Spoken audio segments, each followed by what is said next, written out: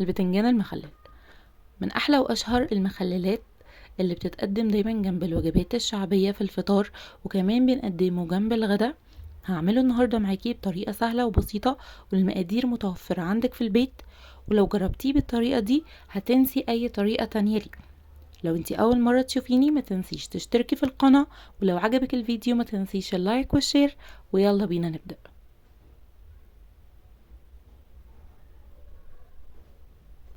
معايا هنا كيلو من البتنجان الأسود، وكمان معايا ربع كيلو من الفلفل الحامي، اهم حاجه يبقى حراق كده ومشطشط.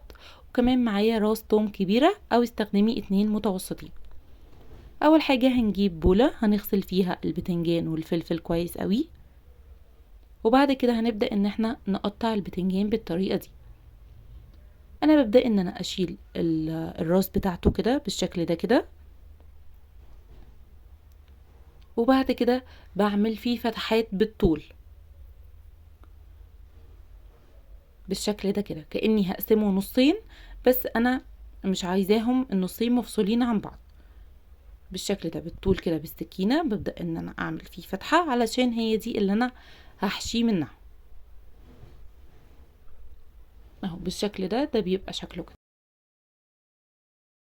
بس بطريقة سهلة وبسيطة جدا.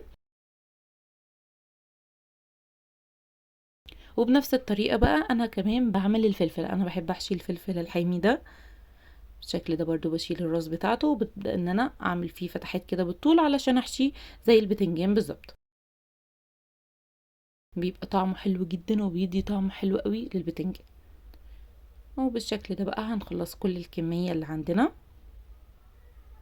انا كمان بحب احط مع البتنجان وهو بيتحمر في الزيت، بحب احط من قرون الفلفل دي لو انتي مش حابة تحشيها، وممكن تحطيها كده زي ما هي صحيحة في العلبة مع البتنجان من غير ما تحمريها ولا تحشيها ولا اي حاجة.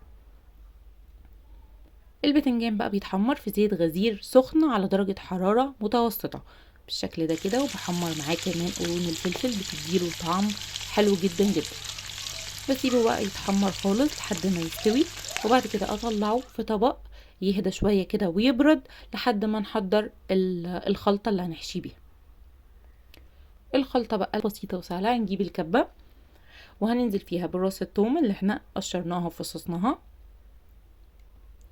وهننزل كمان معاه ب5 أو 6 كده قرون فلفل حامي. طبعا المكونات دي المكونات على الكيلو، هتقللي الكمية تقللي المكونات بتاعة الحشوة، لو هتزودي يبقى تزودي المكونات بتاعة الحشوة. وكمان بحب اضيف طماطمية بتدي طعم حلو جدا جدا للخلطة. هفرم بقى كل المكونات اللي عندي دي، وبعد كده هضيف عليها ربع كوباية من الخل. هكتب لكم كل المقادير تحت في الديسكريبشن بوكس. وعصير ليمونة كبيرة او 2 متوسطين.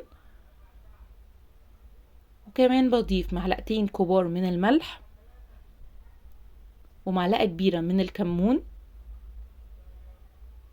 معلقة كبيرة من الزيت،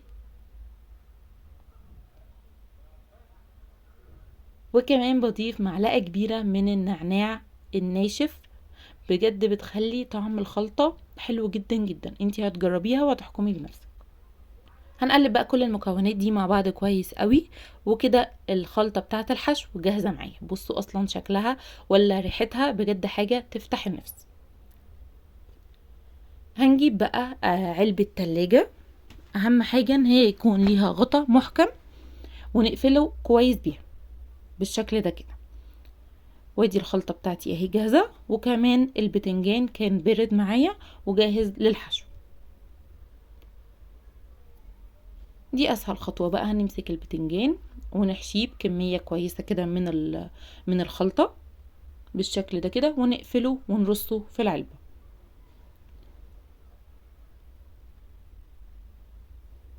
بالطريقة دي كده. طريقة سهلة وبسيطة.